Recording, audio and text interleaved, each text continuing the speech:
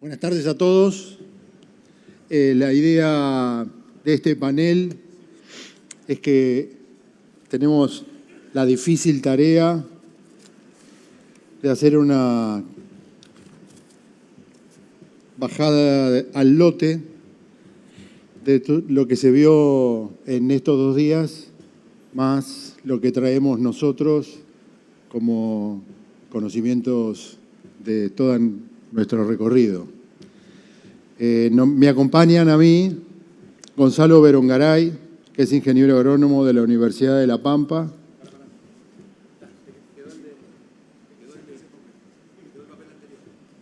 Gonzalo Berongaray.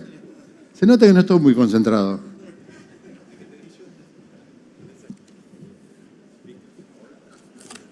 Me resultaba, pero bueno, hay algunos que no conozco. Nos acompaña Nicolás Ridley, que es ingeniero agrónomo de la Universidad Nacional de Rosario, especialista en cultivos de granos de la FAUBA. Trabaja en MSU desde el año 2010 como líder del área tecnológica y de innovación. MSU es una empresa familiar que tiene 200.000 hectáreas de siembra en campos propios y alquilados en distintas regiones productivas de la Argentina y tienen desafíos agronómicos diversos y cambiantes. Nicolás, con su equipo y el resto del equipo técnico local, trabaja en encontrar estrategias productivas más eficientes para cada caso. Más o menos como lo que cada uno le toca hacer en la diaria. Gustavo Caudana es ingeniero agrónomo, egresado de la Universidad Nacional de Río Cuarto. Desde el año 2005 trabaja en asesoramiento técnico a productores de la cooperativa de Cotagro, en General Cabrera, Córdoba. Y desde hace 4 años se desempeña además en el área de mapeo de suelos y de agricultura de precisión. Guido Di Mauro estudió en la Facultad de Ciencias Agrarias, en la Universidad Nacional de Rosario, trabaja también en la Universidad Nacional de Rosario, en el CONICET y en el Instituto de Investigaciones de Ciencias Agrarias de Rosario. Guido es ingeniero agrónomo y doctor en Ciencias Agrarias por la Universidad de Rosario. Actualmente es docente e investigador de esa casa de estudios y del IICAR y del CONICET. Sus estudios actualmente se centran en el manejo y ecofisiología del cultivo de soja, con foco en el diagnóstico de las brechas de rendimiento y la exploración de estrategias en el manejo agronómico para su cierre en diferentes ambientes de nuestro país. Más o menos van viendo que estamos con gente complementaria. No nos parecemos en nada.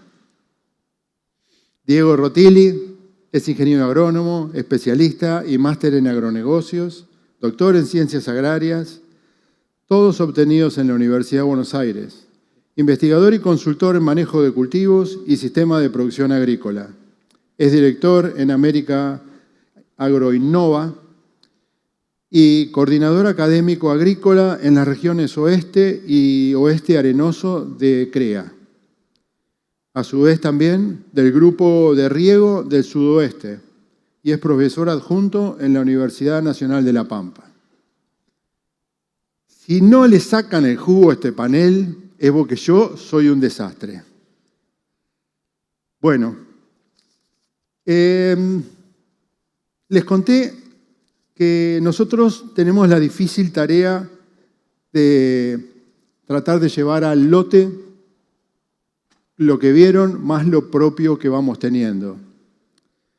Para lo cual, en un simposio de fertilidad, yo voy a hablar de otra cosa. Yo voy a hablar de que nosotros producimos alimentos, no producimos kilos. Todos los gráficos de producción en el eje de la CI tenían kilos. Algunos kilos de materia seca, podía haber sido kilo de materia seca digestible. Pero nosotros vamos a hablar a nivel de kilos de alimento.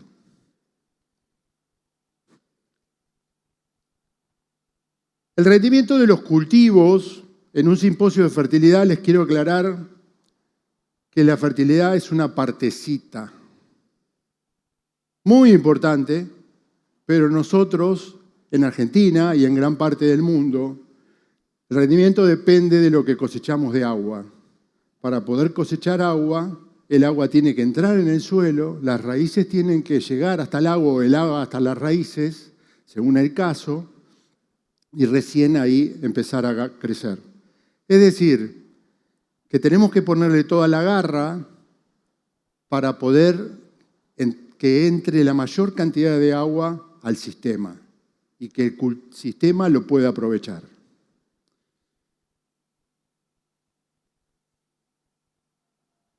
Les voy a poner un ejemplo. ¿Vieron un mapa hoy a la mañana, tempranito, de suelos en creo que era Santiago del Estero o Chaco, con 40, 50, 56 partes por millón de fósforo, y dijeron, con mucho atino, acá no vamos a fertilizar. A mí me ha tocado, a Pablo Calviño, que trabajé bastante en el Chaco, me ha tocado encontrar respuestas a la fertilización fosforada con 40 partes por millón de fósforo. ¿Por qué? Porque como mostró ayer Gerardo, el fósforo no va hacia la planta. Las raíces tienen que llegar hasta el fósforo o moverse entre 3 y 8 milímetros. Cuando uno tiene un suelo densificado, el calador entra. Y el calador es el que a mí me dice, como bien dijeron también, que es el que dice que el suelo ese tiene 40 partes por millón. Las raíces no se enteran de eso, porque no tienen capacidad exploratoria para eso. Entonces, como ayer le dieron el premio a Juan de Batista, me gustaría que Juan haga un perfil cultural acá y les muestre ¿cuánto exploran las raíces de eso? Casi nada. Y ese es el meollo de la cuestión. El diagnóstico nunca lo vamos a poder hacer con una variable. Vamos a tener que meterlo dentro del sistema productivo. Y esa es una parte del desafío que nosotros tenemos. Si yo no tengo infiltración, no voy a capturar agua. Entonces, muchas veces, la respuesta más grande que yo tengo en la fertilización es fertilizando la rotación porque voy a poder generar raíces y esa cobertura que tengo con las raíces es la que me va a permitir. Fíjense qué indirecto o qué larga es la respuesta que nosotros a veces la tratamos de medir en un año. Bien.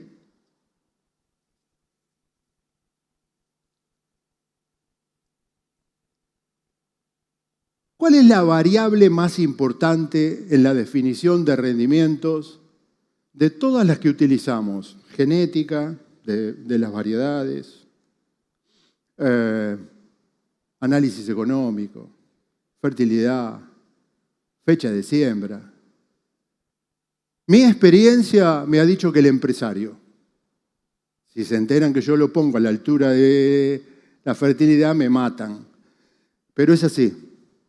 Con los mismos insumos y con el mismo suelo, el empresario A va a producir muy distinto al empresario B. ¿Por qué? Porque el empresario A me va a cumplir perfectamente las fechas de siembra. Me va a sembrar perfectamente este sector del lote primero porque tiene suelo más profundo, no tiene densificaciones, etc. Y este empresario B me va a querer sembrar todo junto porque llega tarde porque la máquina no tenía lista el día de la siembra. Entonces, fíjense qué difícil es lo que nos toca a nosotros decidir, ¿no? Dentro de este contexto macro, ¿se maneja bien la fertilización en la Argentina a nivel de campo? Y yo les aseguro que hay de todo. Hay gente que maneja re bien la fertilización, re bien las rotaciones. Cuando se analizan las brechas de rendimiento que les estuvieron mostrando, vieron que hay un rendimiento alcanzable. Muchos están por encima del rendimiento alcanzable. Rendimiento alcanzable se le dice al 80% del rendimiento potencial en secano. En cambio, hay casos que hacen minería la estructura productiva que tiene la Argentina, con 60-70% de tierra en manos de arrendatarios, no es fácil manejar bien la fertilización pensando en el largo plazo. Pero por el otro lado, hay algunos que, a pesar de eso, tienen una reducción chica en las brechas y hay otros que tienen una reducción gigante, como vieron en los trabajos de brechas. Quiero contarles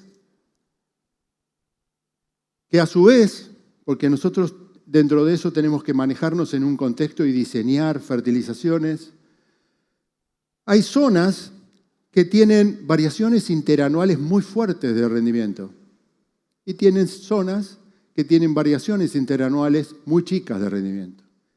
El cultivo de maíz en Venado Tuerto tiene, comparado con el resto de la Argentina, variaciones interanuales muy chicas. El sudeste de Buenos Aires, para los cultivos de invierno, tiene variaciones interanuales muy chicas.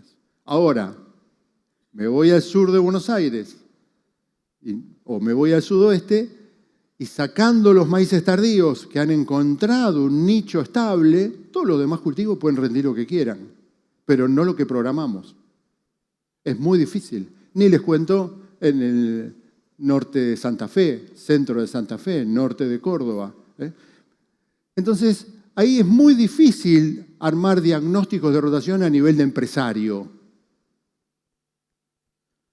Los muchachos nos van a pegar una ayudita. ¿Con qué nutrientes se fertilizan? Vimos que en muchos casos hay excesos, en otros casos hay déficit y en otros casos se fertiliza con uno o dos elementos y los elementos que nos están faltando hacen que gran parte de la plata que nosotros invertimos haya sido el cohete. Si estaban esperando otra palabra, no, yo mido las palabras. Casi me sale. Bueno, quiero contarles que esa es la variación interanual a nivel de empresa. Y a su vez tenemos las variaciones intralote. Hablaron muchos oradores de la agricultura sitio-específica. A mí me hubiera gustado que también hubiera charlas de agricultura de macroambientes, donde se cambian las rotaciones por ambiente, porque eso hoy a nivel de empresa tiene mucha más renta que la agricultura de precisión. Y acá cuando yo salga por ahí me van a tirar con dos cañones. Agriculturas por ambientes aumenta la renta de la empresa en determinadas regiones hasta el 28% a nivel de empresa. La agricultura sitio específica, a lo sumo, un 10 o un 15%. Pero, ¿por qué no se utiliza? Porque es mucho más difícil. Pero me gusta mojar las orejas. Las fertilizaciones y las rotaciones en años anteriores, ¿cómo nos juegan? Cuando yo salí a la cancha, hace 40 años, un poquito más, se valoraban lo que se llamaban los suelos de estancia. Los suelos de estancia eran esos lotes fértiles que en ese momento se creía que solo eran fértiles, a lo cual los cultivos rendían más. En esa época a nadie se le ocurría fertilizar con nitrógeno. A veces a algunos se le ocurría trabajar con fósforo porque Berardo se había metido en todas las regiones y tenía mucha fuerza en los diagnósticos de fertilización. Fíjense qué importantes fueron los cambios, porque hoy sabemos que esos suelos de estancia no solo rendían más porque tenían más fertilidad, sino porque el agua entraba en el lote. Y los cultivos dependen del agua que entra en el lote y la fertilización, al igual que la densidad, al igual que la genética, al igual que la fecha de siembra, son ayudas que nosotros tenemos para que el cultivo pueda rendir el máximo. La situación difícil es para los campos que trabajan en campos alquilados, para las empresas que trabajan, porque no conocen la historia, porque le toca bailar con la más fea. Eso sí que son situaciones difíciles. En casos, nosotros tenemos ayudas porque tenemos napa o tenemos napas de calidad buena o de calidad con lo justo. Siempre, en general, siempre un aporte dan, pero a veces no. Ya Cristian les habló bastante de los pros y los contras de que esa napa suba. Muchas veces nos tenemos que ayudar con contenido de agua en el suelo para tomar decisiones de fertilidad, lo cual yo creo que es extraordinario. Pero muchas veces cuando yo doy clase de agricultura en el sistema, pregunto a las regiones, ¿cuánto llueve en el mes de septiembre? Porque en el mes de septiembre los trigos están pasando de un nudo a 2 nudos, por ejemplo, para el sudeste de Buenos Aires. Nadie tiene idea. Entonces, si yo sé que en la zona del sudeste de Buenos Aires, en la ruta 226, tengo un 75% de probabilidades que haya una lluvia en 7 días y me corro 100 kilómetros al sudoeste y una paralela a la 226, pasamos a un 25% de probabilidades. Yo sé que en la ruta 226 puedo partir las dosis de nitrógeno porque se me van a incorporar disminuyendo las pérdidas. En cambio, solo a 100 kilómetros ya partir las dosis de nitrógeno pasa a ser una herramienta extremadamente peligrosa. Fíjense, pongo un ejemplo, pero fíjense lo importante que es conocer por qué uso esta técnica o por qué no la uso. Y en todo este contexto, todavía nos falta hablar de platita. Vamos a tomar decisiones para este año, ya las están tomando porque armaron las rotaciones. ¿Los fertilizantes son caros o baratos? Por suerte, la respuesta a la fertilización es biológica. ¿Qué quiere decir eso? Que tenemos un sector de la curva que el crecimiento es fuerte, después va disminuyendo y después va disminuyendo y el ingreso marginal, valga lo que valga el fertilizante, dentro de valores lógicos, no modifica mucho la dosis óptima económica. Eso sépanlo, y cuando yo he vivido técnicos que cuando el trigo valía $400, echaron disparate de nitrógeno y todo ese nitrógeno fue a parar a las napas. Porque la respuesta a la fertilización es biológica, tiene una curva biológica. La curva no se entera del precio del fertilizante ni del precio de los granos. Entonces, eso nos pega una ayudita, pero desde el punto de vista salida del bolsillo es difícil. Y cuanto más riesgosa la zona, más difícil es. El precio de los granos. Algunos ya tiene el plan hecho de siembras para este año, pero ¿saben cómo van a ser las retenciones a la cosecha? Fíjese qué contexto tenemos que trabajar los argentinos. ¿Sabe cómo cambiaría en las cuentas para nosotros? No por la decisión de fertilización, sino por la decisión de rotación. Mucho más importante que eso, si nosotros supiéramos que las rotaciones son X chiquita. ¿Cómo van a ser los mercados? ¿Se acaba la guerra entre Ucrania y Rusia? Fíjense que ahora una bombita hizo un ruido con la urea. Una bombita, pobre, los que murieron. No, discúlpenme el chiste, el comentario no fue bueno. Pero por una catástrofe de una semana, volaron los precios del nitrógeno, ya están acomodándose. Fíjense cómo cambia. Y finalmente el desafío que yo les dejo, como ya todos lo saben, es que lo que nosotros estamos manejando hoy, que es el recurso suelo, deberíamos intentar dejárselo a las generaciones que nos siguen, por lo menos de la misma manera. Esta es la introducción que yo quería hacer, porque en esta introducción es una partecita de las preguntas que tienen ellos constantemente cuando salen a la cancha. Así que, para que se vayan presentando, no hay nada mejor que presentarse, que presenten Por ejemplo, vos, Nicolás, ¿qué desafío tienen en tu zona los productores o tu empresa para realizar los diagnósticos y las recomendaciones? Bueno, el principal quiero agradecer primero a Fernanda, a Esteban, A mí no. Roberto, y a vos también. La verdad que es un honor poder hablar en este panel con tanta gente de alto nivel que ha podido hablar. Pero bueno, el desafío en la empresa es ganar plata.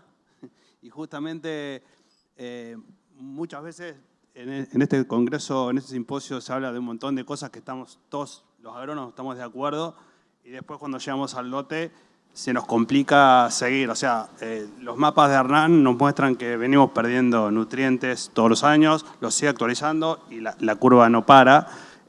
Somos conscientes de hacia dónde vamos, pero así todo, cuando nos enfrentamos contra el negocio, la definición de fertilización sigue parecida, no cambia demasiado. Y bueno, es difícil, digamos, mantener una buena rotación y ganar plata. De cualquier manera, digamos, es un desafío y hay soluciones, ¿no? Hoy por $5 por hectárea podés hacer una ambientación. Es más, las ambientaciones hay empresas, no sé, ahora hay un montón, pero hay incluso empresas que te venden semillas de maíz, que te las hacen gratis, te hacen la prescripción, te hacen las ambientaciones.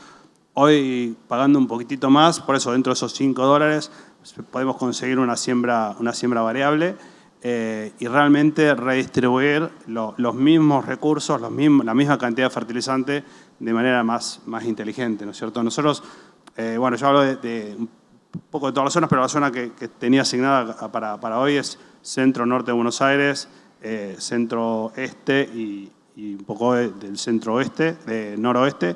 En esa zona estaba mirando la semana pasada, en unos 150 datos que tengo de alta productividad, el promedio de fósforo es de 10 partes, 10,2 partes por millón, y el 75% de los lotes con menos de 12. O sea, realmente estamos conscientes que estamos en una situación de estrés constante, de limitación constante y de respuesta segura, y así todo nos cuesta fertilizar bien. Mientras tanto, en esos mismos lotes, los ambientes de baja productividad, que pueden ser una loma arenosa o un bajo que se inunda, los ambientes de baja productividad tienen en promedio 25 partes por millón. Entonces, realmente, luego de varios años de fertilización continua y extracción variable, hemos generado unas diferencias importantes en la dotación de fósforo, en este caso, entre distintos ambientes. Con lo cual, un análisis del suelo y una ambientación son fundamentales para empezar a usar de manera más inteligente el fertilizante. Y ya les digo, con $5 o menos uno cubre el análisis, el muestreo, la siembra variable y la prescripción. Con lo cual, gastando lo mismo, hay acá mucha gente joven que por ahí le puede ser más fácil o hacer una prescripción, manejar QGIS. Me parece que estamos en un buen momento para empezar no solo a venir al simposio y seguir aprendiendo, sino a implementar cambios realmente en la agricultura y empezar a manejar mejor los fertilizantes, ¿no? Gustavo, vos que te toca una zona distinta, con más variabilidad climática generalmente, y con distintos tipos de productores, porque son productores de cooperativa, en general tienen una escala más chica. ¿Qué desafío tienen ustedes para poder realizar un diagnóstico y sobre todo para recomendaciones y utilización?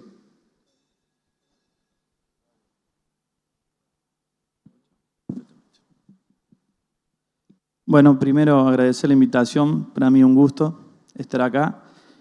Bueno, sí, yo trabajo en la zona de centro-sur de Córdoba, en una cooperativa. Los cultivos principales son maíz, soja y maní. Pero bueno, hablando más de todo en maíz, y empezando por el principio, creo que el mayor desafío es lograr empezar bien con análisis de suelo, digamos, se dice hasta el hartazgo aquí.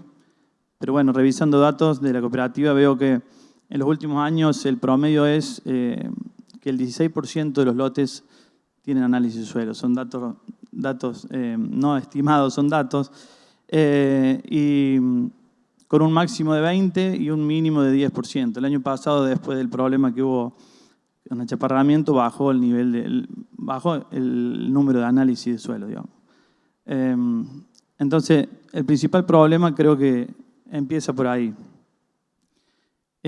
Hoy por hoy el productor decide la fertilización en general en base a lo que viene haciendo, digamos. Usa una receta, que es la que usa en los últimos años, que les cierra, digamos, de cierta forma, sin diagnóstico, y que tampoco te permite de ninguna forma ver si estás dejando escapar algún potencial, digamos, porque en general son fertilizaciones, vamos a decir, tendientes a reducir el costo. Y pensando en rendimientos promedio o bajos que no te permiten capturar las oportunidades, como justamente se dio este año. En mi zona las lluvias acompañaron bien y es probable que en muchos lotes podrían rendir más los maíces, pero no se hizo la fertilización adecuada.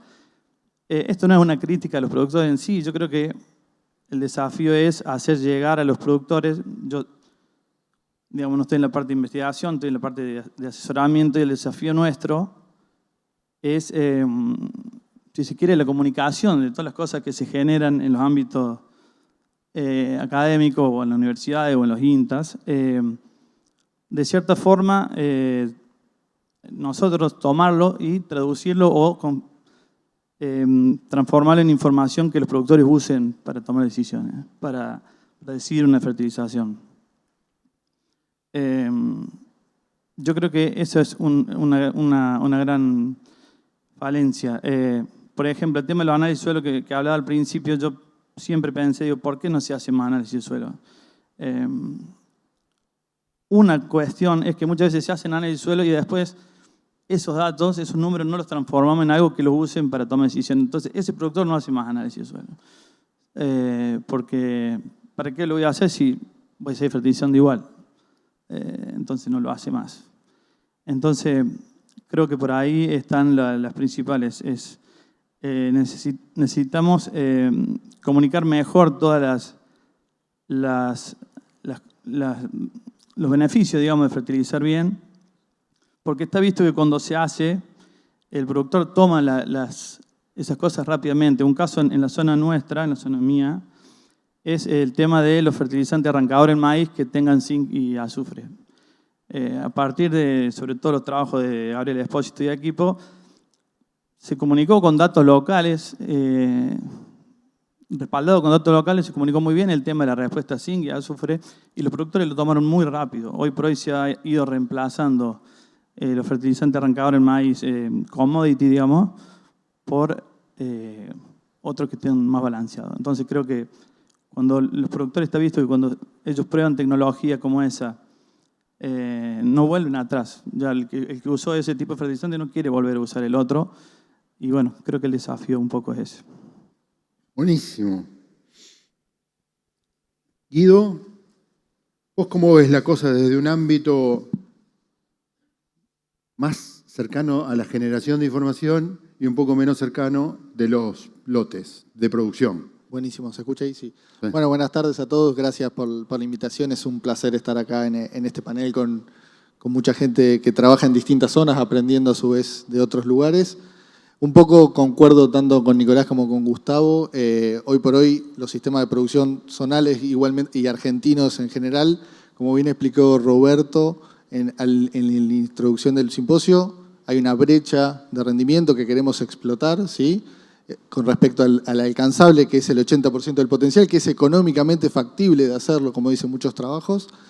Y en general lo que se ve es una brecha. Hoy por hoy hay una brecha en la aplicación, como bien mostró Martín Díaz ahorita en su presentación, que básicamente lo que dice es estamos fertilizando con la mitad de lo que nos estamos llevando. O sea, es un balance súper negativo y se ve claramente en los mapas que mostró Hernán Sainz Rosas en sus presentaciones, donde hay un déficit de nutrientes, por lo cual el desafío, más allá de como sistema productivo, es aumentar la dosis de fertilizantes. Muchas veces lo que nos pasa, o por lo menos es una opinión personal desde mi lugar, es que comunicamos muchas veces dosis de respuesta promedio, ¿sí? En una red de ensayo súper heterogénea, ¿sí? Donde en general a lo mejor esas dosis promedio, respuestas pueden llegar a ser bajas. Sin embargo, muchas veces se ve que hay interacción con las condiciones ambientales, ¿sí? Es decir, hay sitios que responden un montón y sitios que responden muy poquito. Y acá vuelvo a traer el tema que bien marcó Gustavo, que es cómo vamos a hacer para aprovechar los sitios que tienen muchas respuestas si no podemos hacer un diagnóstico. Así que creo que el primer desafío que tenemos es hacer diagnóstico. Creo que ya es chocolate por la noticia, venimos repitiéndolo durante varios días, pero creo que el análisis de suelo es clave para eso. Y en segundo lugar, estoy muy de acuerdo con lo que dijo Gustavo recién, que es, y un desafío que yo veo desde mi lugar en la parte más de investigación, que es cómo hacemos para trasladar los conocimientos que generamos en un paper o en un trabajo científico a algo mucho más aplicado a nivel real. Es decir, muchas veces ese resultado que uno ve en un paper queda limitado a la suerte del si vengo a presentarlo a un simposio o a cuántas charlas de ese investigador en el año comunicando eso, ¿sí? Eso creo que quizás puede ser un poco viejo para el nivel de dinámica de información que hay actualmente hoy, por lo cual creo que el desafío, más allá del diagnóstico, puede ser cómo empezamos a transferir eso un poco más rápido, ¿sí? Y a más usuarios. En ese sentido, la charla de ayer por la tarde, la de Ignacio Ciampiti, me parece que hace una contribución en eso. Y algo que me gustó de esa charla es, no hace falta irnos a hacer un gemelo digital, ¿sí? Muchas veces un modelo simple que esté en un trabajo científico se puede colgar en una aplicación o en una página web, alcanzar un montón de usuarios que usen esa información. Y a su vez, creo yo también que puede haber un cambio en la forma de recomendar, ¿sí? Hoy, con la dinámica de información que hay, creo que es más valioso poder generar una herramienta para que el asesor con el productor discuta qué riesgo quiere asumir o qué dosis está dispuesto a aplicar, más que básicamente ir y a decir qué dosis es. Me parece que hoy ahí hay una oportunidad que estaría bueno que explotemos en el futuro. Muy bien. Diego, ¿presentás Parquesona y ¿Cómo no? la misma pregunta? Buenas tardes a todos, un placer. Bueno, zona, charlamos un poco con Pablo. Yo voy a hablar del oeste arenoso, oeste de la provincia de Buenos Aires, este de La Pampa. Un poquito voy a hablar del sudoeste, pero particularmente los sistemas bajo riego. Y me gustaría empezar por ahí porque voy a tomar lo que dijiste vos, Pablo. Vos dijiste, administramos agua y algo que te ofrece el riego es que tenés más agua. Entonces el diagnóstico, o en realidad el desafío, es totalmente diferente para un sistema que para el otro, en mi opinión. Antes que eso, para mí, digamos, en función de responder acerca de los desafíos, yo soy recontra optimista. Me parece que va a haber mucho crecimiento y mucha capacidad de todo lo que estamos charlando, incorporarlo, digamos, se ha hecho siempre. Yo soy joven todavía realmente en la actividad profesional, pero es muy rápida la capacidad de respuesta que hay en lo que es cuando aparece algo se incorpora, se prueba por lo menos, después se empieza a incorporar con diferente ritmo y eso depende mucho del empresario, en eso también estoy de acuerdo, pero yo soy recontra optimista, así que los desafíos son más guías que desafíos, me parece a mí. Si hablamos de los sistemas bajo riego, como diagnóstico en el sudoeste, por ejemplo, creció, creo que fue el último reporte, algo así en los últimos 10 años, 6 veces la superficie bajo riego. Todo eso implica, es un sistema que no deja de ser nuevo. Entonces, hay poco conocimiento y el principal desafío es hacer entender que ahí ya no existe el rendimiento en secano, potencial en secano, sino que es el rendimiento potencial.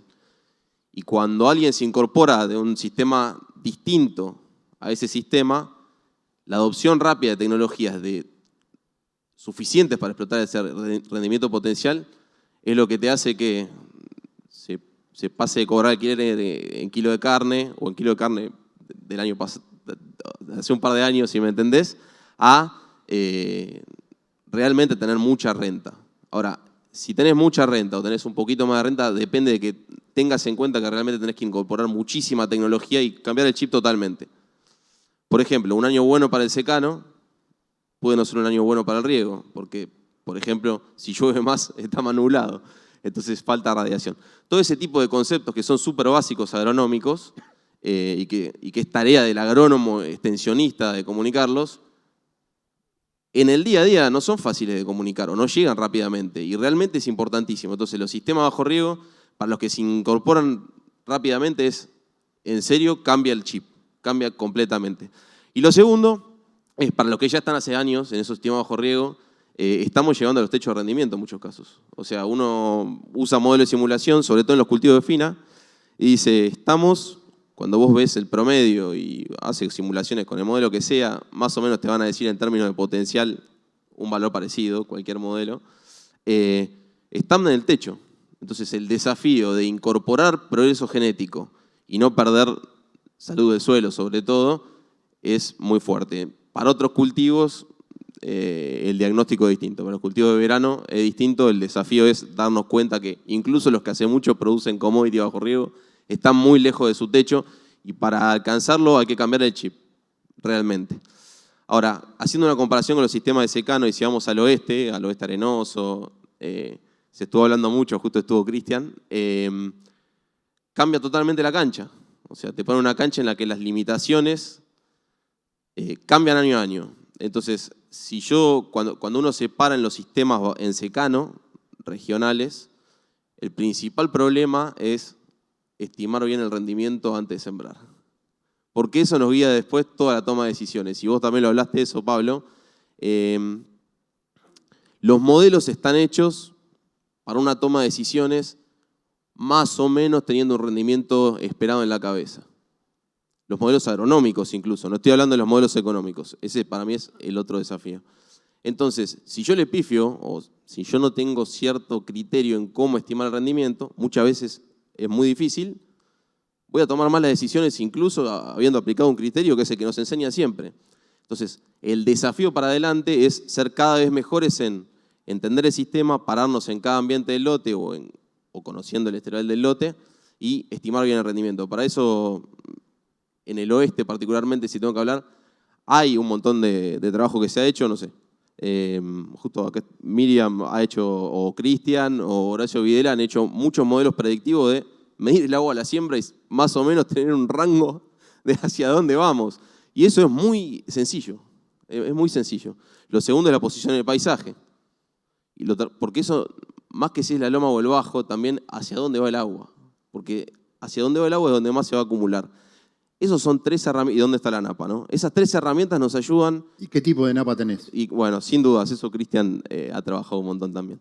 Esos 3, 4 elementos ya nos dicen, mira, estás para realmente esperar con cierta certeza, no sé, X cantidad de rendimiento o probablemente sea casi imposible llegar a eso. Y no es en función del promedio de todos los años, que es como estamos estimando el rendimiento.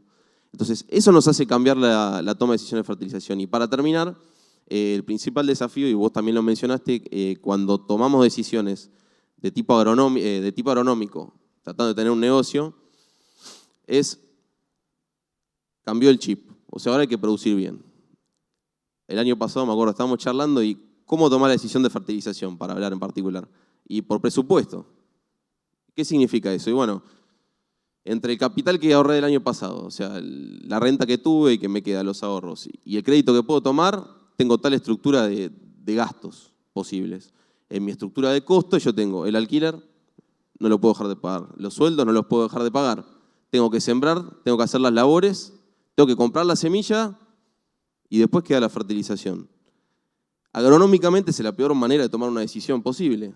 Entonces, ese desencuentro entre cómo manejábamos, bueno, yo no los manejo, ¿no? Cómo se manejan las tomas de decisiones empresariales y lo que nos dice la curva de respuesta a la fertilización para un ambiente determinado, estaba alimentado por cómo era el contexto para generar renta, ¿no? O sea, necesitábamos tener muchas hectáreas, incorporar hectáreas, no importaba cómo las fertilizábamos, total, si teníamos escala y una carpeta bien presentada, podíamos pedir más crédito y probablemente tuviéramos tasas fáciles, ¿no?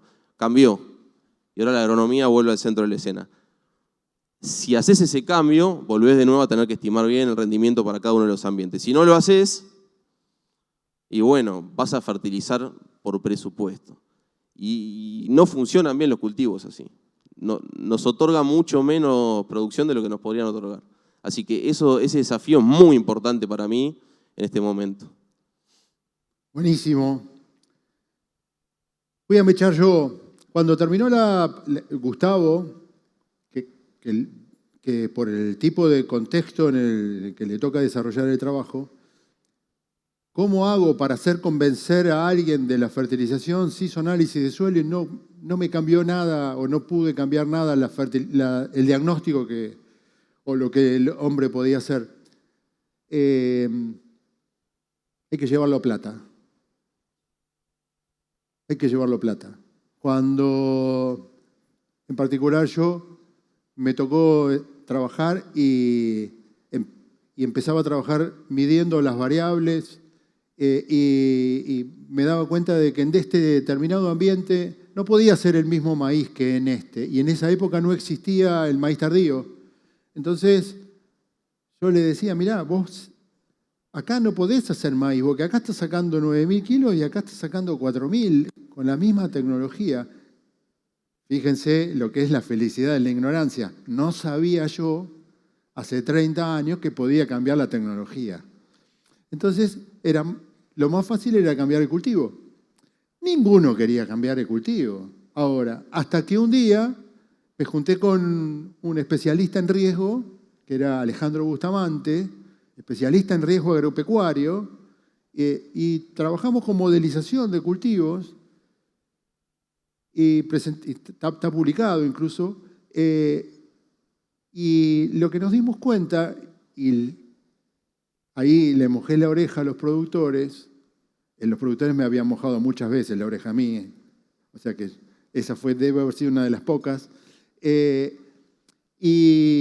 ahí nos dimos cuenta que mostrarle que maíz en ese ambiente solo podía ganar un peso o más en uno de cada 10 años. Ahí los convencí. Y entonces ahí empezó la agricultura por ambiente.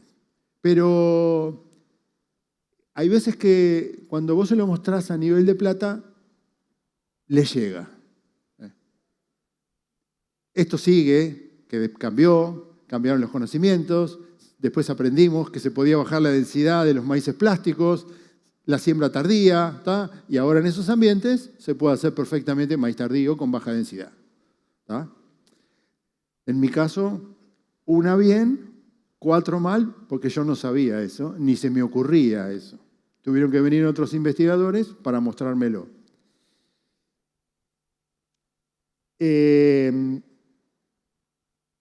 Vamos a seguir con un caso práctico para que no se nos duerman. Y vamos a empezar acá por Diego. Contame, para tu cultivo principal de la región que tomás, en secano, o si querés hacer la comparación con riego, ¿qué diagnóstico utilizan y qué limitantes tienen? ¿Querés pararte? Como vos quieras. El maíz. El que vos quieras. Por supuesto el maíz, y además es el más interesante, ¿no?, para hablar de este tipo de cosas. ¿Qué diagnóstico? Bueno, el número de 15, 20% de muestreo de suelo es el número, ¿no? Es ese, está por ahí. Si lo miramos a nivel de empresa, probablemente sea más alto. Si lo miramos a nivel de lotes, o sea, una empresa te dice, tengo 5 lotes que son más o menos como este ambiente, y te dicen, bueno, uso el muestreo de suelo para representar todos los lotes que parezcan a este, ¿viste? Bueno, sigue siendo un error y bastante grande ese, ¿no? Eso es importante de saber. Así que el diagnóstico es el muestreo de suelo, pero se usa poco.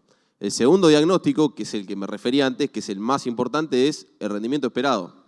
Es el más utilizado, probablemente sea un inicio, porque hay que diagnosticarlo bien y es muy difícil. Todavía no tenemos las herramientas certeras para hacerlo. Disculpame un segundo. ¿Agustín está por acá? No vamos a enfocarte con las luces como hizo Bindi. No, ya se fue. Agustín hizo un comentario cuando hablaba de que pocas veces el rendimiento de maíz se lleva con la fertilización necesaria para las variaciones de rendimiento del cultivo. Quiero aclarar que hasta donde yo sé, por esa información, eso es así cuando analizás muchos lotes. Pero intralote, tener el análisis de suelo y tener el rendimiento esperado es una ayuda gigante. Sí, tal cual. El rendimiento esperado debería ser rendimiento, uno debería tener en algún lugar cuál es el rendimiento que puede llegar a alcanzar ese ambiente, ¿no? Y en función de alguna, está más o menos en el 80% del alcanzable, depende de las relaciones de precios, depende de un par de cosas más, también de costos logísticos, etcétera. Y depende del empresario. Hay empresarios que quieren correr riesgos, más, claro, un le poquito gusta más, correr riesgos y hay otros que no quieren. Claro, pero el rendimiento que uno tiene en la cabeza para diagnosticar cuál va a ser el requerimiento de fertilización, por lo menos en términos agronómicos, sin tener en cuenta una respuesta, sino cuál va a ser el requerimiento para poder producir ese nivel de rendimiento, no es el rendimiento promedio de ese lote en los últimos años. Eso es lo más importante a tener en la cabeza y eso es lo que más se usa. Entonces, como diagnóstico sería el muestreo de suelo, pero no se usa tanto, y cuánto rindió el lote en los últimos años. Esas son las principales dos variables que se usan. ¿Qué se agregan a veces? Y bueno, cuánta agua a la siembra hay, a qué profundidad está la napa, en qué posición del paisaje estoy, pero lo que hacen a fin de cuentas es modificar el rendimiento esperado. Entonces, esos son los dos diagnósticos. ¿Qué contra ¿no? creen que tiene usar el rendimiento viejo del lote para ver cuánto es lo que espero para este año? ¿Qué contra tiene eso?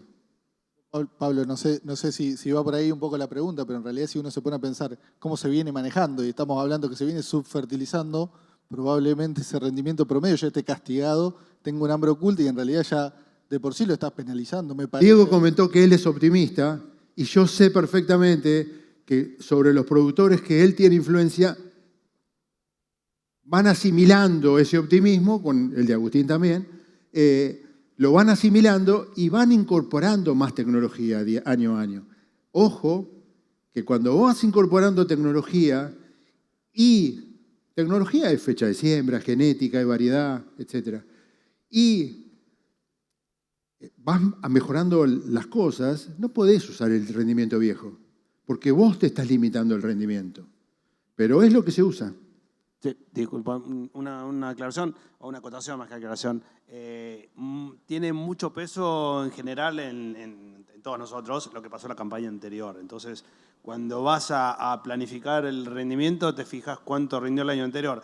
Y en una rotación peor, porque ese maíz lo hiciste hace 2 o 3 años, entonces la condición actual, y lo pongo en contexto de hoy. Hoy, por ejemplo, para sembrar trigo, los que sembramos trigo y se nos heló 2 años por las heladas que había, decís, este año tranquilo con el trigo. Ahora, la condición actual de trigo es hay humedad por todos lados, depende de la zona claramente, pero hay muchas zonas que tienen humedad, que tienen lagunas, que hay una condición hídrica muy distinta y el riesgo de hacer trigo hoy no tiene nada que ver con el riesgo de hace 2 años. Entonces, muchas veces cambiar el chip y adaptar nuestro pensamiento, nuestro cerebro a las condiciones locales es lo que nos cuesta y tenemos demasiado presente lo que pasó el último año o el último rinde del cultivo, ¿no? En la cancha eso se llama memoria corta. Respecto a eso, somos seres humanos, entonces lo que nos pasó ayer nos impacta, bueno, probablemente, yo vengo de familia de psicólogos, así que no voy a decir una traición, pero lo que nos pasó ayer nos impacta más en lo que vamos a decidir hoy. Probablemente no sea así. Ahora, los sistemas de producción no funcionan así. Los sistemas de producción no le importa No debería importarle. Importa mucho lo que pasó ayer en términos de la rotación y en términos de la fertilidad, sobre todo física, ¿no? Del suelo. Ahora, si heló el año pasado, ¿por qué va a helar este? Digamos, no tiene ningún tipo de sentido pensarlo así. Y eso, lo que acaba de decir Nicolás, es uno de los peores diagnósticos que uno puede hacer para tomar una decisión en base a preparar su sistema para producir. Pero bueno, es muy común eso, es muy común. Yo algo más que se usa como diagnóstico cada vez más, después puedo opinar sobre lo que yo creo, me parece que se debería usar, pero estamos aprendiendo mucho o ya venimos aprendiendo hace mucho que la historia del lote y la rotación del lote y sobre todo el cultivo antecesor, obviamente sobre todo para la fertilización nitrogenada, tiene muchísimo impacto, no importa el cultivo que usemos, para el maíz, imagínense el maíz tardío, en el oeste de Buenos Aires con antecesores de todo tipo. Bueno, ahí hay un factor de corrección que pesa un montón y se usa bastante. Ahora, no sé si vale la pena que diga o si estoy suficientemente capacitado para decir lo que a mí me parece que habría que usar. Sí. Pero hay que decirlo, ¿no? Yo porque tiene mucho error. O sea, todos tenemos que tener en cuenta que tomamos decisiones en un contexto de total error. O sea, incluso los modelos tienen mucho error. O sea, ahí está Fer. Y Fer muestra los modelos y enseguida lo primero que te dice, mirá, y va por acá o va por acá. Digamos, no te dice es este el valor. Y así todos van trabajando, o todos vamos trabajando para construir esos modelos predictivos.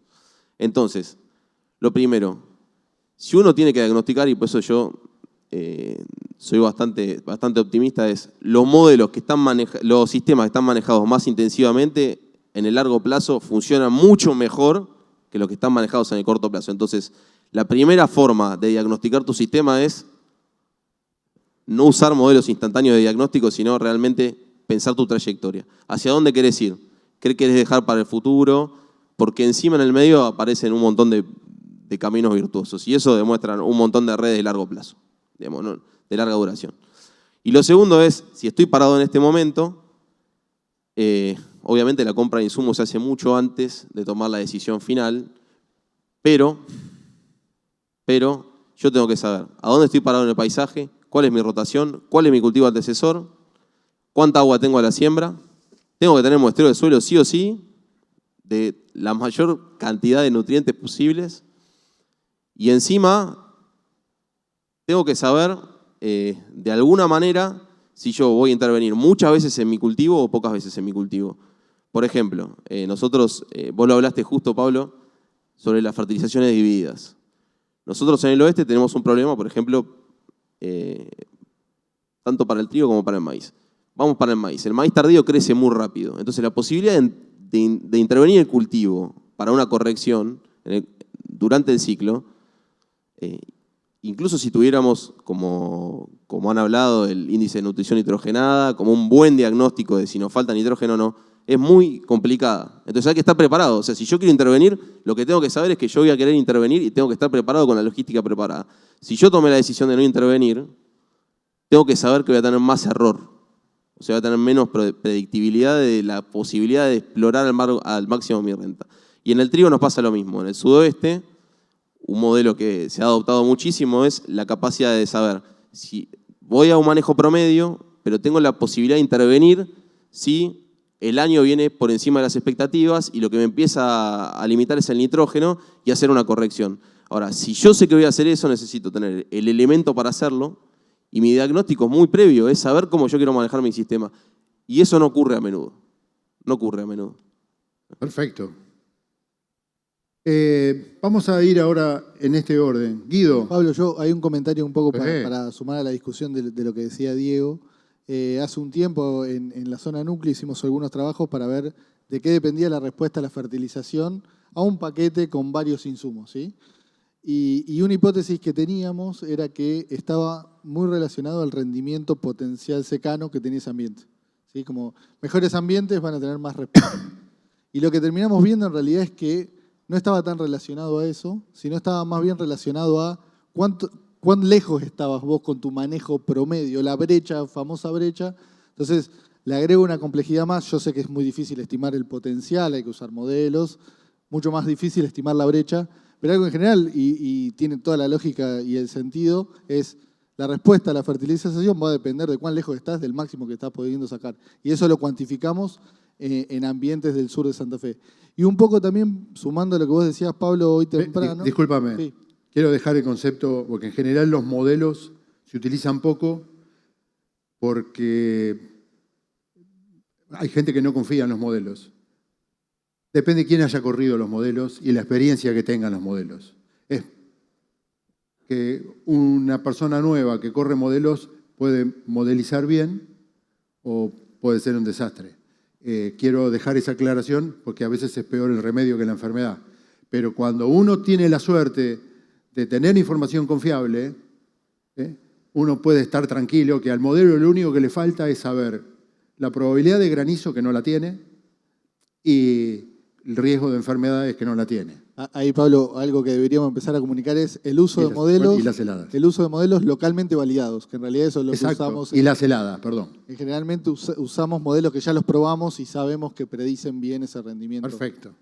Para los que no están acostumbrados a escuchar la palabra modelos, un modelo es una herramienta que toma, en general los modelos que estamos hablando son de seguimiento diario, y tienen en cuenta el agua a la siembra, cuánto crece el cultivo cada día, el sol, la radiación, etc. No tienen en cuenta las enfermedades, no tienen en cuenta el granizo y no tienen en cuenta la magnitud de las heladas porque la base climática no sale del lote, sale de la zona. Entonces hay veces que no tiene esa magnitud. Entonces, ese modelo nos da cuál es el 10% más malo de rendimiento, el 20% más malo, el 30% así. Entonces uno sabe, yo quiero correr, bueno, el rendimiento... Con el 50% de probabilidades, ¿cuál es el rendimiento? No, yo me quiero jugar. Quiero solamente que me quede un 20% de ignorancia, digamos, o de riesgo. Bueno, voy a tal rendimiento. ¿tá? Esa es la gran ventaja de los modelos que trabajan con series de 30 años y entonces te independiza de que la serie vieja que vos tenés se armó con lotes de producción, con tecnología de esos años. Imagínense que nosotros estamos trabajando con, en general, bases climáticas de 30 a 40 años en los modelos, y hace 30 o 40 años el maíz tardío en la zona que puede dar 8.000 kilos daba 4.000. Es más, no se hacía maíz tardío. ¿tá? Entonces, esa es una gran ventaja de los modelos. Ay, Pablo, un poco llegando a la pregunta que hiciste antes, de mi zona probablemente el cultivo más importante es la soja. Sí. También es el más ingrato para la fertilización, lamentablemente. Hicimos algunos trabajos de... ¿Qué pasa? Muy parecido a lo que mostró Martín Díaz ahorita en cuanto a una red de fertilizar sobre un testigo, un manejo productor y un manejo mejorado. Hicimos varios trabajos sobre eso y la realidad es que las respuestas fueron bastante chicas en términos de kilos, pero algo que nos llamó la atención y me parece que está un poco relacionado a lo que hablamos ayer, Miguel Taboada, sobre mejorar la calidad de los alimentos, o estos granos en realidad son alimentos. Lo que fuimos a ver también es qué le pasaba a la concentración de proteína de esos granos y nos llevamos una sorpresa que en general pudimos ver que a veces aumentaba el rendimiento sin dilución de la proteína, lo cual es una buena noticia, por más que a nadie de nosotros nos pagan por proteína, lo quiero aclarar, pero es algo que estamos empezando a ver de vuelta desde mi lado de la investigación. En general, fertilizar en soja puede pasar que aumente el rendimiento y se mantenga la proteína, que es una buena noticia, o mantenerse, vimos en algunos sitios sin respuesta en kilos, pero alguna mejora en la concentración de proteína, por lo cual, un poco pensando en lo que se discutió ayer en el panel de alimentos, me parece que también tenemos que empezar a pensar la fertilización, además de en kilos y en plata, también si en algún momento el mercado cambia frente a algún incentivo por calidad, tenemos que estar preparados para tener las decisiones de manejo ajustadas para ir hacia ese negocio, ¿no? No, yo lo quería agregar respecto de diagnóstico por ahí. ¿Para qué cultivo? Para maíz, sobre todo. Yo pienso, más allá de lo que dije antes, entonces me gustaría decir hacia lo que nosotros pretendemos, lo que nosotros buscamos, es el maíz, sobre todo en la zona nuestra, se ha corrido mucho maíz tardío y se ha simplificado mucho su manejo, digamos. Se ha hecho como una especie de paquete tecnológico. Se hace maíz tardío, se fertiliza toda la siembra, 80 kilos, 100 de arrancador, 80 kilos, 100 de urea y chau, arreglate. Y creo que hay que salir de esa simplificación, siempre lo dice también Gabriel Espósito, yo concuerdo totalmente. Es más cómodo, es logísticamente más barato y más cómodo también, pero creo que hay que salir de ahí. Nosotros tuvimos la oportunidad de trabajar con un productor que nos hizo caso, vamos a decir, nos dio bola. Entonces, lo que hicimos con él es hacer muestreo de nitrato por ambientes.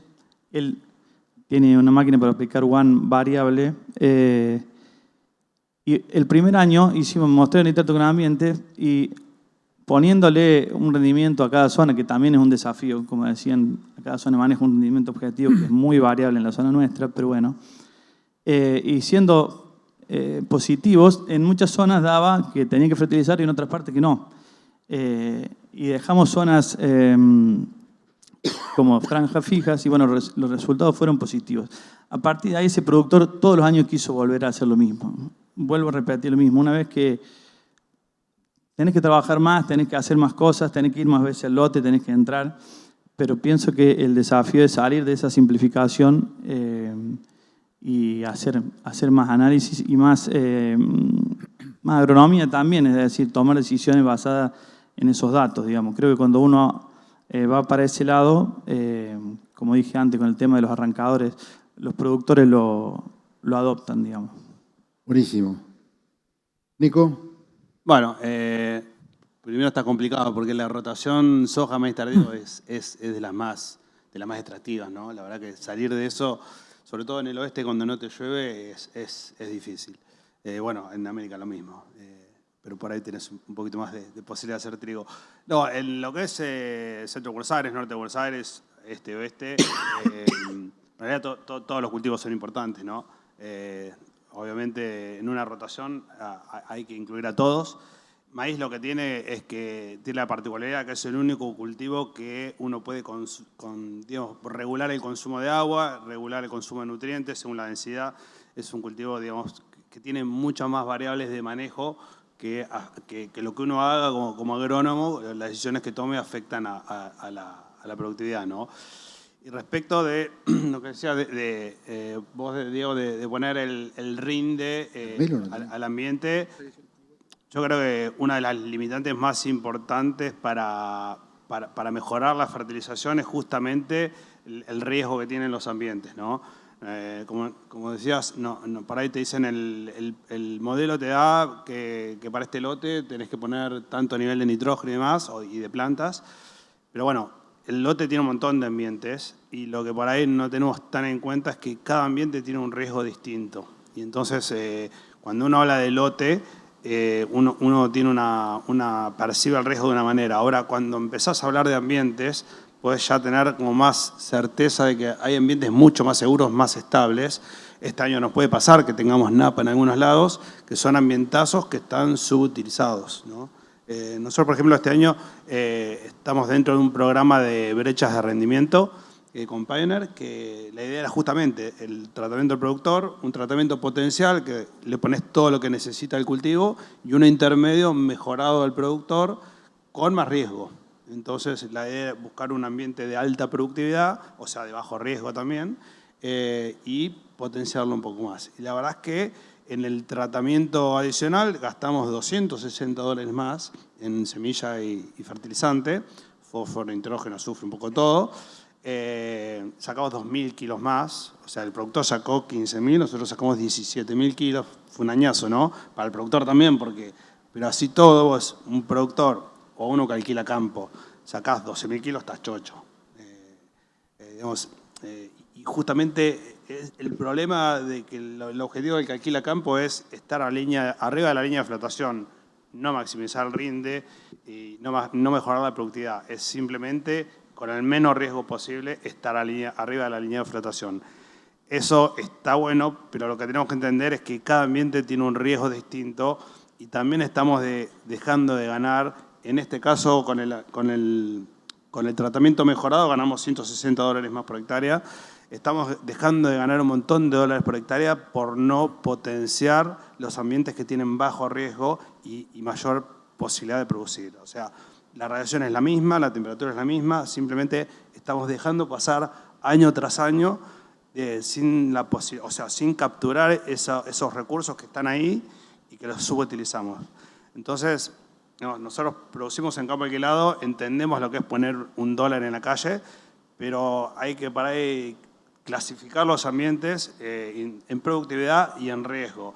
Y los ambientes que por una situación determinada, como napa, hoy tenés en varios lotes que ya van a maíz, tenés que vienen de trigo soja, tenés napa, tenés perfil completo. Bueno, en esos pequeños ambientes, hoy vinculado a lo que le dije antes, con la siembra variable, armar una prescripción con un ensayito es muy fácil, medirlo no tanto, porque después tenés que analizar un mapa de rinde, pero podés probar distintas estrategias más ofensivas, es decir, bueno, pongo $200 más de nitrógeno o nitrógeno planta, la combinación que quieras, para empezar a ganar confianza en ser más agresivos en cuanto a rendimiento en esos ambientes, ¿no? No digo en todos, pero en esos sí.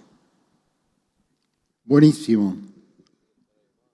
Vamos ahora, fueron tocando el tema de costadito.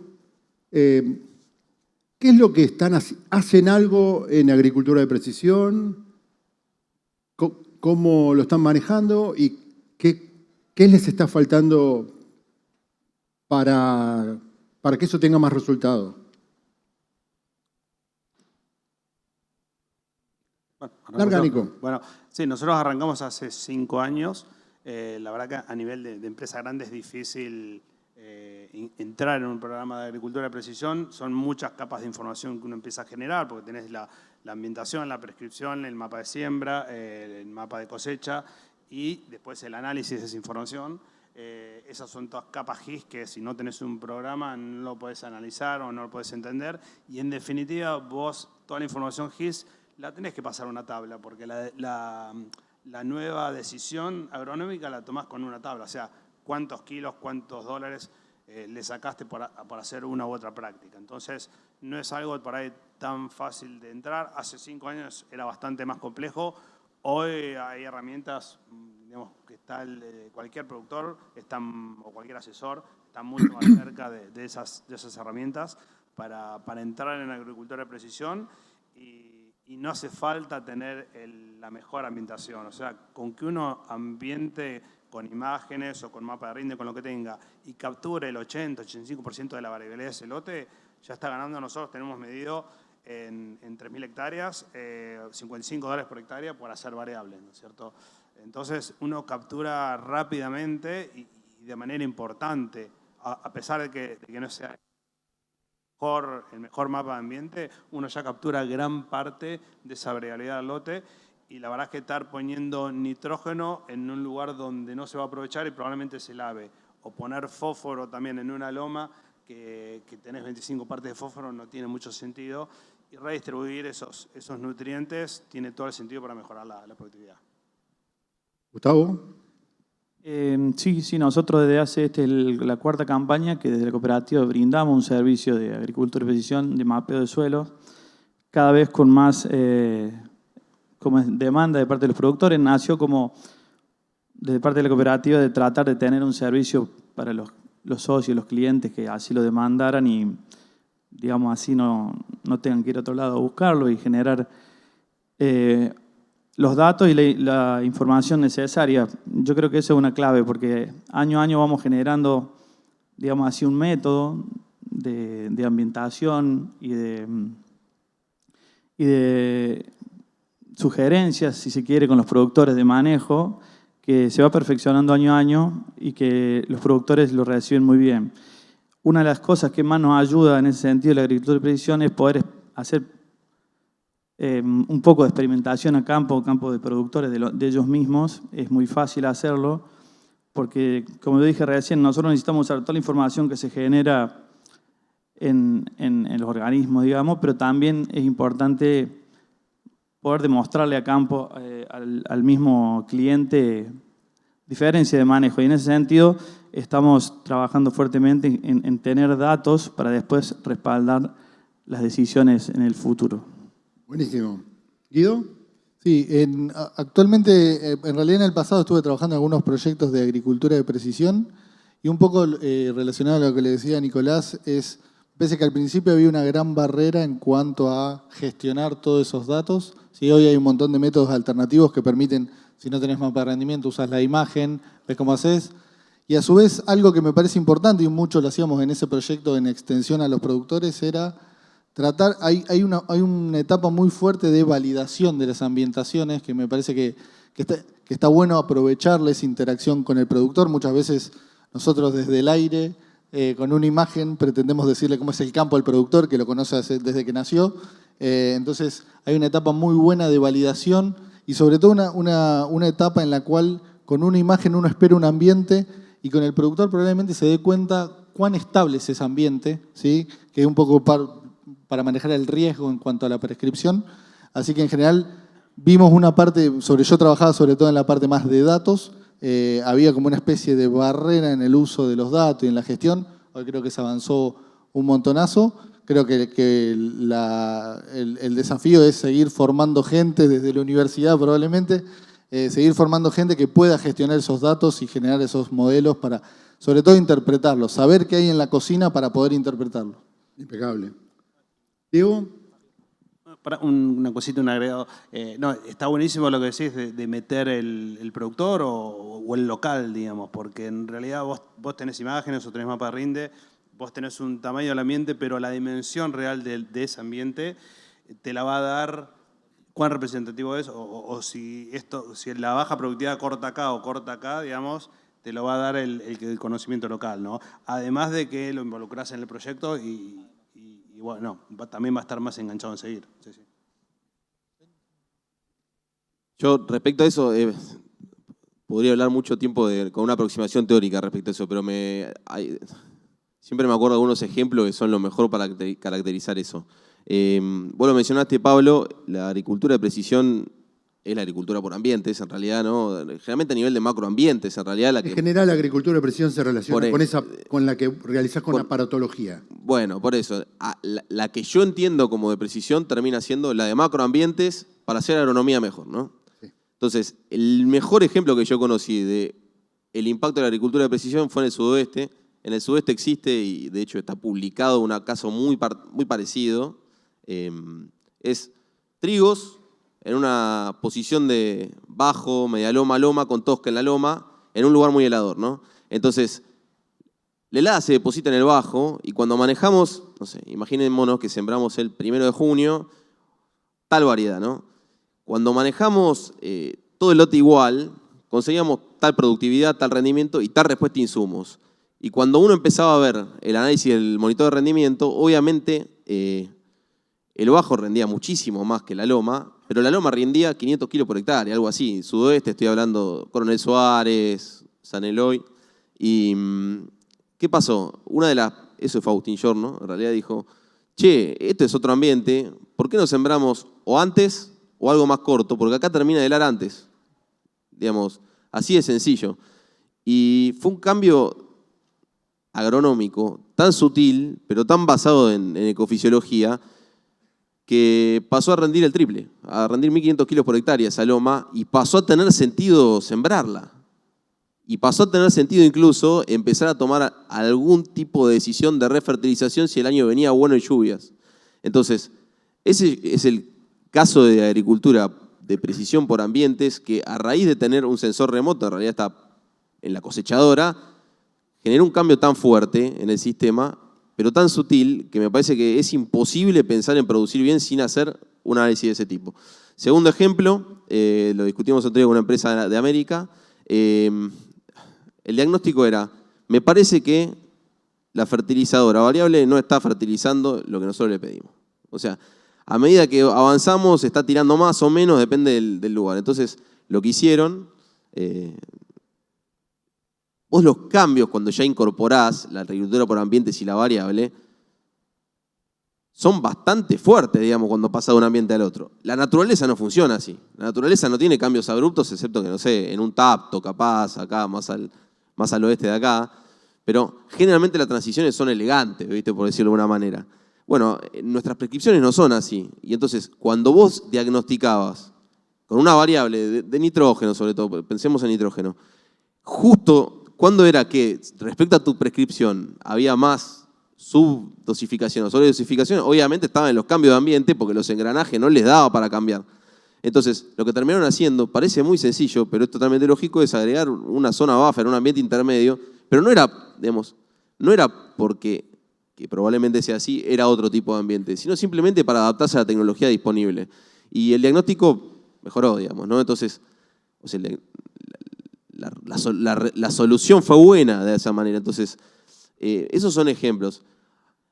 Último ejemplo, y ese termina siendo más importante y obviamente es el que vienen mencionando hace rato varios, es en el largo plazo cómo termina siendo los balances de un lote, en nuestro caso en el oeste, loma, media loma arenosa, media loma muy buena, bajo bueno, bajo horrible, digamos, esa es la transición típica, ¿no?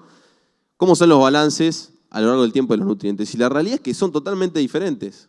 Esa es la realidad, sobre todo por la exportación que tenemos de nutrientes en el ambiente. Después, de nuevo, me parece que todavía nos falta mucho en poder predecir bien cuál va a ser la demanda del nutriente y con qué curva de respuesta vamos a tener, pero ese ejemplo termina de resumir que me parece que es imposible pensar hacer una agronomía buena hoy sin hacerlo, por lo menos encarándolo así. Imposible. Buenísimo. Como nadie habló de trigo en particular, voy a poner un ejemplo yo. Me voy a referir al sudeste de Buenos Aires, que sería una de las zonas de la pampa húmeda que están faltando. Y para poder poner un ejemplo de cómo se maneja la fertilización, creo que tengo que contar cómo son las rotaciones. Y lo que hicimos respecto a lo que cuenta Diego, pusimos termómetros que acumulan datos cada media hora y vimos que había posiciones topográficas, que había diferencias con respecto entre el bajo y la loma, de diferencias hasta de 4,5 grados en la misma helada. Y una helada duraba 6 horas y la otra duraba media hora. Ahí fue donde decidimos, estábamos desperdiciando estación de crecimiento para los cultivos. Y a partir de ahí, los ambientes menos rentables, que eran las lomas, pasaron a ser los ambientes más rentables, porque la cebada o el trigo la sembramos bien temprano y las hojas de segunda que venían después de eso, en lugar de sembrarse después de Navidad, las podíamos sembrar el 5 de diciembre. Por lo tanto, ese cultivo se parecía mucho más a una soja de primera que a una soja de 600 kilos, que es la que daba en su momento sembrando el 4 de enero, que era lo que pasaba por este riesgo. Entonces, esa agricultura por ambientes, lo que estamos viendo hoy, que adentro, ya desde hace varios años, hay microambientes. Dentro de ese macroambiente de loma, que estaba caracterizado, por ejemplo, por tener tosca 70 centímetros, había sectores que la tosca estaba a 40, había sectores cóncavos, donde era profundo, y había sectores más someros, donde la tosca estaba a 35, 40 centímetros. Entonces, lo que hacemos es, ahí identificamos 3 o 4 ambientes, y el cultivo no se llama cebada o trigo. Voy a poner el ejemplo de cebada. Se llama cebada soja. ¿Por qué? Porque cuando yo decido con qué voy a fertilizar, incluso ya desde antes, me va a terminar impactando en la soja de segunda. Y ahí lo que termina pasando es que yo delimito los ambientes según la productividad esperada, con un 40% de error. Voy al 60% del rendimiento esperado. Un poco más que la media. Entonces digo, en el ambiente somero, el rendimiento esperado es de 4.000 kilos. En el rendimiento más profundo es de 6.000 kilos y en el intermedio es de 5.200. Y hago toda la fertilización en función de eso, muestreando en cada uno de los ambientes.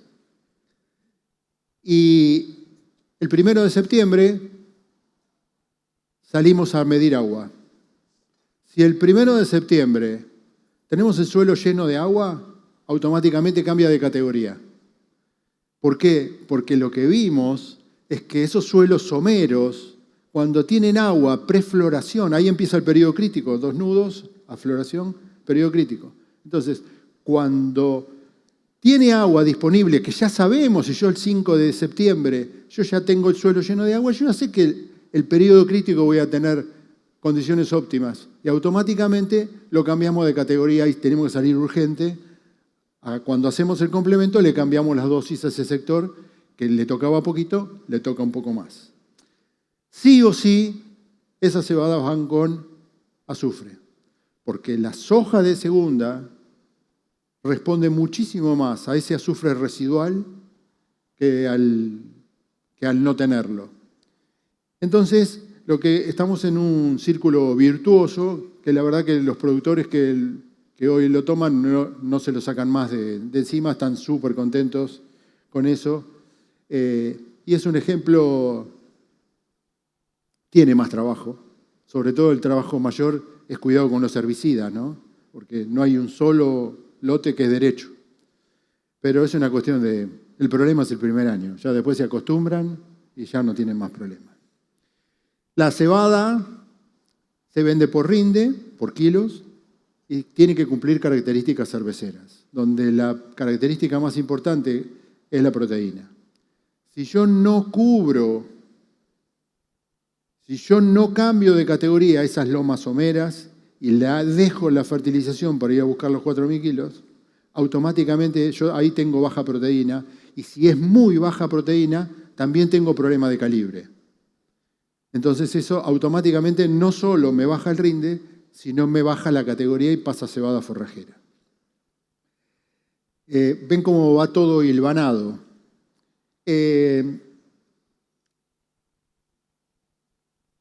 Muchachos, hasta acá llegamos. Me encantaría decir preguntas, pero este simposio no está funcionando así. Lo cual es la única forma de tener orden con semejante cantidad de gente. Así que yo les quiero agradecer especialmente. Son, sin ninguna duda, como lo definí en origen, complementarios. Somos complementarios, así que espero que hayan disfrutado y que alguna idea se lleven. Muy bien.